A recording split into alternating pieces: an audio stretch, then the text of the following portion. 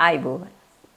සක්වල අඩවියෙන් අද අපි ඔබට කතා කරන්න හිතුවේ මේ රටේ පවතින වර්තමාන තත්ත්වය ගැන.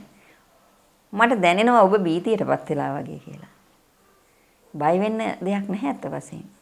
මොකද 30 වසරක යුද්ධයකට මුහුණ දුන්නා. 1971 භීෂණයකට මුහුණ දුන්නා. 88 89 ඉතා භයංකර විදිහේ භීෂණයකට මුහුණ දුන්නා. රටේ ජනාධිපතිවරු මහපාරේ ඝාතනය කළා. මැති ඇමතිවරු කොටි බෝම්බවලට ඝාතනය වුණා. ඒකට ඒ වගේ පරිසරයක් ඒ කාල සීමාවේ හැදිලා තිබුණා. හැබැයි ඒ වෙලාවේ තිබිච්ච ග්‍රහචාරයන් පිළිබඳ හොඳ විමර්ශනයක් කළා නම් දැන හඳුනා ගන්න පුළුවන් ඇයි එහෙම සිද්ධ වුනේ කියලා.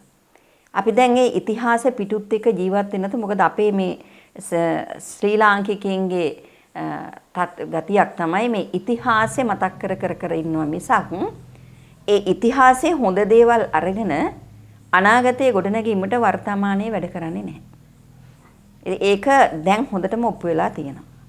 අපි එහෙනම් අද කතා කරලා බලමු මේ ඔබ ඇයි බියටපත් වෙලා තියෙන්නේ.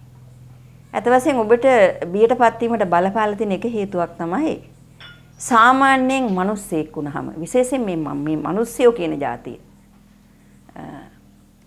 යම් කෙනෙකුගෙන් උදව්වක් උපකාරයක් ගත්තාම මේ බුදුහාමුදුරුවොත් කියලා තියෙනවනේ මේ කෘතගුණ සලකන්නේ කියලා. වෛරයට වෛර නැහි වේරේන වේරාණී කියලා ධම්මපදයෙන් කියලා තියෙන වෛරයට වෛර කරන්න එපා. හැමතිස්සෙම මේ කෘතගුණ වේදීව කටයුතු කරන්න කියලා. ඉතින් අන්නේ ඒ වගේ කෘතගුණ වේදීව කටයුතු නොකරන අය පාලන තන්ත්‍රය අතට ගත්තාම ජනතාව බියපත් කරලා ජනතාවගේ ප්‍රශ්න වලට උත්තර නොදී වැඩ කරන්න හදනවා. දැන් අනපේක්ෂිත විදිහට විශාල ජන වරමකින් බලයටපත් වෙච්ච ජනාධිපතිවරයෙක් මහ ජනතාවගේ පරමාධිපත්‍ය බලය මේකයි කියලා මැතිවරණයකින් තොරව මැතිවරණයකින් කියන්නේ ජනාධිපතිවරණයේ ඡන්ද බලයෙන් බලයටපත් කරලා ඡන්ද බලයක් නැතුව ජනතාවගේ බලය බොහොම මතු කරලා ශක්තිමත් කරලා පෙන්නලා ඒ ජනාධිපතිවරයාට ඉල්ලා අසුන් තත්ත්වයටපත් කළා. ඒක තමයි ජනතා බලය. එහෙමපත් වෙලා කිසිම ජනවරමක් නොලබපු අර මැතිවරණ ක්‍රමවේදයට අනුව ලැබිච්ච ඒ බෝනස් മന്ത്രി දුරයට පාර්ලිමේන්තුවටපත් වෙලා මේ පක්ෂයක නායකයෙක් පැරණිම පක්ෂයේ නායකයා ඔහු කිසිම මේ තමන්ගේ පක්ෂයේ කියන කිසිම മന്ത്രിවරයෙක් නැතුව අග්‍රාමාත්‍ය තනතුරටපත් වෙලා ඒ සතුරු කඳවුරේ ඒ කියන්නේ මේ මැතිවරණය පැවැත්වෙනකොට වේදිකා දෙකක ඉඳගෙන හොඳටම එක එක්කෙනාගේ දොස් කියා කොටිම කියනවා නම් හැමෝටම දොස් කිය ජනතාව තමන්ගේ පැත්තට නැඹුරු කරගෙන ජයග්‍රහණය කරලා අර පුද්ගලයා පරාජය කළා. ඒ පරාජයට පත් කරපු කෙනාව ඒ අයගේ ඡන්දෙන් නැත්නම් ඒගොල්ලන්ගේ කැමැත්තෙන් අද ජනාධිපති පුටුවට ගෙනත් තියෙනවා. ඇත්ත වශයෙන්ම මොහු ජනාධිපති කළේ කවුද? මේ ජනාධිපති කළේ අරගලේ. එහෙමනම් මේ අරගලයට කොයිතරම් මොහු කෘතගුණ වේදී විය යුතුද? ඒක තමයි සැබෑ දහම විය යුත්තේ. බුදුහාමුදුරුවෝ දේශනා කරලා තියෙන්නේ හැමතිස්සෙම පිදිය යුත්තා පුදන්න කියලා. පූජාච පූජනීයාන. ඒ වගේම කියලා තියෙනවා අත්තානං උපමංකත්තා. හැම ප්‍රශ්නයක්ම හැම දෙයක්ම Tamanට හේතු කරලා බලන්න කියලා. මේ රටේ තියෙන ප්‍රශ්නේ Tamanට හේතු කරලා බලලා කටයුතු කළොත් මේ අරගලය කරපු අයට ඒකේ අඩුපාඩු තියෙන්න පුළුවන්. අපි නෑ කියන්නේ අඩුපාඩු නැති කිසිම දැනක් නෑ. මොකද මේ පෘථග්ජන ලෝකයක්නේ අඩුපාඩු නැති කිසිම දැනක් නෑ. එහෙම හේතු කරලා බැලුවා නම් කිසිම ජනවරමක් නැති තමා මේ පුටියෙන් වාඩි කිරීම උඩ මේ අරගලයට ස්තුතිවන්ත විය යුතුද? එහෙම නැත්නම් එළවා දැමිය යුතුද? ඒක මහ ජනතාව විසින් තීරණය කළ යුතුයි. මොකද මේක මහජන කැමැත්ත තියෙන්නේ ඔබ ගාව නිසා. අපි බලමු ඇයි මෙහෙම වුනේ කියලා. මෙහෙම වෙන්න නම් මෙන්න මේ වගේ ප්‍රශ්නයක් තියෙනවා. මොහු ගජකේසරී යෝගයේ මොහුගේ 11 වෙනි තියෙනවා. ඒ නිසා ඒ වගේම මාලවී යෝගය මොහුගේ ලග්නගත වෙලා තියෙනවා. ඒ නිසා මොහු ප්‍රියමනාප පුද්ගලයෙක් විදිහට ශරීර ස්වභාව සකස් වෙලා තියෙනවා. ගජකේසරී යෝගයේ චන්ද්‍රයයි ගුරු නීචයි ලග්නාධිපති ගමන් කරනවා 11 යන්නේ පිහිටලා තියෙනවා. මේ වගේ බලපෑම් උඩ මොහුට මේ බලය හම්බ වුණා. එතකොට මේ බලය ඒ කියන්නේ මොහු ජනතා කැමැත්තට වඩා ඒ කියන්නේ මහජන කැමැත්ත බොහොම අඩුවෙන් හම්බ වෙන්නේ. ඒකට හේතුව තමයි මොහුගේ කේන්දරේ මේ කුජ ග්‍රහය ඊළඟට මේ ගුරු ග්‍රහය මේගොල්ලෝ ඔක්කොම යන්නේ සෙනසුරුගේ නැකත්වල. මේ සෙනසුරුගේ නැකත්වල යනකොට මේ සෙනසුරුට ඕන විදිහට මේ චරිතය සකස් වෙන්නේ නැත්නම් ජනතා බලය හැමදාම අවම වෙනවා. මොහු කාගේ හරි පිළිසරණකින් තමයි මොහු ජයග්‍රහණයටපත් වෙන්නේ. ඒක ඉතිහාසයේ කියන ප්‍රථම වතාවට අග්‍රාමාත්‍යවරයා ඌ තැන ඉඳන්ම ඔබ විසින් විශ්ලේෂණය කරලා බලන්නේ ඉතිහාසයේ වෙච්ච දේවල් ඒත් එක බලනකොට ඔබට තේරුම් යයි මොහු කොහොමද බලයටපත් වෙලා තියෙන්නේ. ওই තනතුරු වලටපත් උනේ කොහොමද කියලා. දැන් මේ අවස්ථාවේ සිද්ධ වුණෙත් ඒක තමයි. එහෙමනම් මොහු මේ තරම් අකෘතඥ මට්ටමට මේ මානසිකත්වය සකස් වෙලා තියෙන්නේ ඇයි? ඒ සකස් වෙලා තියෙන්නේ මොහුගේ කේන්දරේ රවි ග්‍රහය ඉන්නවා ලග්නගත වෙලා. මේ ලග්නගත වෙලා ඉන්න රවි කුජත් එක්ක යෝග වෙලා සිකුරුත් එක්ක ඉන්නවා. රවි කුජ සිකුරු යෝගයක් මොහුගේ කේන්දරයේ තියෙනවා. මේ රවි කියන්නේ සතුරු ස්ථානය අයිතිකාරයා, ඒ කියන්නේ 6 වෙනි අධිපතියා කුජත් එක්ක යෝග වෙලා ඉන්නේදී මෙවැනි යෝග වීම වල තියෙන ලොකුම අඩුපාඩුව තමයි හැබැයි පාලනයට දක්ෂයි, බොහොම ක්‍රියාශීලී, ඕන කෙනෙකුගෙන් වැඩේ ගන්න දන්නවා. නමුත් මේ තමන්ට උදව් කරලා තමන්ව තැනකට ගෙනිච්චට පස්සේ මෙවැනි යෝගයක් තියෙනවා. ඒ කියන්නේ ඔබේ කේන්දරවලත් ඔබ බලා ගන්න ඔබත් එහෙමද කියලා. මේ රවි කුජ යෝග වෙලා ඉන්නකොට රවි මේ සතුරු ස්ථානයේ අයිතිකාරයා වෙලා ඒ අර ඉනිමගට පයින් ගහනවා කියන කතාව තමයි ක්‍රියාත්මක වෙන්නේ. ඒක මේ උත්පත්තියෙන්ම ගෙනල්ලා තියෙන දෙයක්. මම නම් දකින්න ඒක බරපතල පාප කර්මයක් විදිහට. Tamanට උදව් කරපු අයට උදව් කරන්න තරම් හොඳ මානසිකත්වයක් ඇති කරගන්න බැරි ග්‍රහ බලපෑමක් තමයි තියෙන්නේ. ඒ කියන්නේ මේ පිරිවර සේනාව, මේ සේනා බලය ලබන්න බැරි ගතියක් තියෙනවා. මොකද මේ රවි ඔළුවේ හිටපුවාම ඊටාම බරපතල අභිමානයක් ඇතුව අපි කියනවනේ නිකන් ගමේ භාෂාවෙන් උද්දච්චකමක් ඇති වෙනවා කියලා. අන්න ඒක උත්පත්තියම මොහු. ඒක එක තමයි ඔහු පිටලා තියෙන්නේ. ඒ නිසා මේ ජනතාව මේකට බියපත් වෙන්න එපා. ඔබට අවංකව කටයුතු කරනවා නම් ඔබ වැරද්දක් කරලා නැත්තම් සිර කඳවුරු තිබුණට ඒ සිර කඳවුරු වල දැම්මට කවදා හෝ සත්‍ය ජය ගන්න බව ඔබ තේරුම් ගත යුතුයි. ඊළඟට මෙය නිවැරදි කිරීමේ කාර්යභාරය තියෙන්නේ ඔබ අතේ. අර කතාවක් තියෙනවනේ. කොකාට වාරයක් ආවොත් තිත්තයටත් වාරයක් තියෙනවායි කියලා. හැමතිස්සෙම කොකාට වාරේ එනවා වගේම තිත්තයට වාරෙත් එනවා.